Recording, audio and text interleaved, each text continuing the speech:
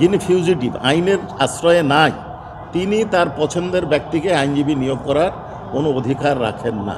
আপনারা এই আইনের সাথেই একটা শব্দ দেখবেন যে ইন্টারন্যাশনাল ক্রাইমস ট্রাইব্যুনাল অ্যাক্ট 1973, অর্থাৎ এই আইনটা তৈরি হয়েছে 1973 সালে।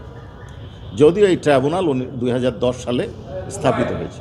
এই 2010 সালে ট্রাইব্যুনাল স্থাপনের পূর্বেই তৎকালীন প্রধানমন্ত্রী শেখ হাসিনার নেতৃত্বে যে সরকার ছিল, সেই সরকার আইনের একটা অ্যামেন্ডমেন্ট করে। এই অ্যামেন্ডমেন্ট করে অনুপস্থিতিতে বিচারের বিধান সংযোগ করে। কাজে এই বিধানটা ওই সময়কার সরকার কর্তৃক প্রবর্তিত।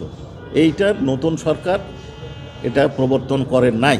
কাজে এর দায় দায়িত্ব এই সরকারের নয়, এটা এই সরকার এবং প্রসিকিউশন আইনটাকে ফলো করেছে। প্রথম কথা এটা। দ্বিতীয় হচ্ছে পছন্দের লয়ার, পছন্দের আইনজীবী নিয়োগ করার জন্য প্রয়োজন হচ্ছে আসামির উপস্থিতি।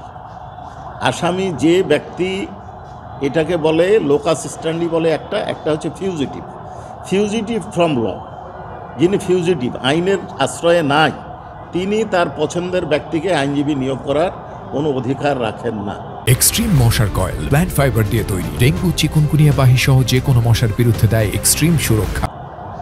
কাজী উনি কোনো আইনজীবী নিয়োগ করার অধিকার রাখেন না। উপরন্তু উনি নিজেও বাই ইমেল অর আদার, যদিও এটা আইনের মধ্যেই নাই, ওনার আবেদন করার কোনো এখতিয়ার নাই। যতক্ষণ না উনি ট্রাইব্যুনালে হাজির হতেন তার আগে পর্যন্ত ওনার কোনো এখতিয়ার থাকবে না আইনজীবী নিয়োগের। তো উনি হাজিরই হননি, কাজে ওনার পছন্দের আইনজীবী নিয়োগ হওয়ার কোনো প্রশ্ন নাই। এরপরেও তার পক্ষে কে ওকালতি করবেন, কে আইনজীবী নিয়োগ হবেন, সেটাই আইনে, ওনাদের প্রবর্তিত আইনই বলে দেওয়া আছে যে অনারেবল ট্রাইব্যুনাল লয়ার ঠিক করে দেবেন, এবং সেই অনুযায়ী বিধি প্রসিডিওর প্রপার ফলো করে এটা করা হচ্ছে। এখন আপনারা স্বচ্ছতা বলতে যদি আইনজীবী নিয়োগের ক্ষেত্রে বলেন, সেই ক্ষেত্রে এক ধরনের বক্তব্য হবে। আর যদি আপনারা বলেন যে আন্তর্জাতিক স্ট্যান্ডার্ড মেনটেনের কথা, তাহলে ভিন্ন বক্তব্য হবে।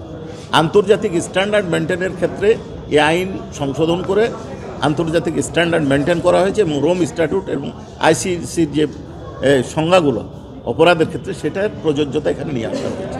এখন ওনাদের পছন্দের আইনজীবী বা যোগ্য আইনজীবী, তাদের ভাষায় যদি বলে, এখন 5 জন ব্যক্তি যদি এসে বলে যে আমি ওনার আইনজীবী হব, ট্রাইব্যুনাল কাকে নিয়োগ দেবে?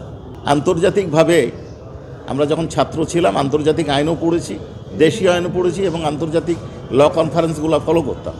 সেখানে একজন বলতো জাস্টিস হ্যারিড, জাস্টিস ব্যারিড, আরেকজন বলতো জাস্টিস ডিলেড, জাস্টিস ডিনাইড। এখন এই অপরাধগুলো সংগঠিত হয়েছে জুলাই মাসের 24 সালের জুলাই মাস, এখন 25 সালের নভেম্বর মাস। 14 মাসের বিচার যদি খুব দ্রুত হয়ে থাকে, তাহলে আমার বলার কিছু নাই।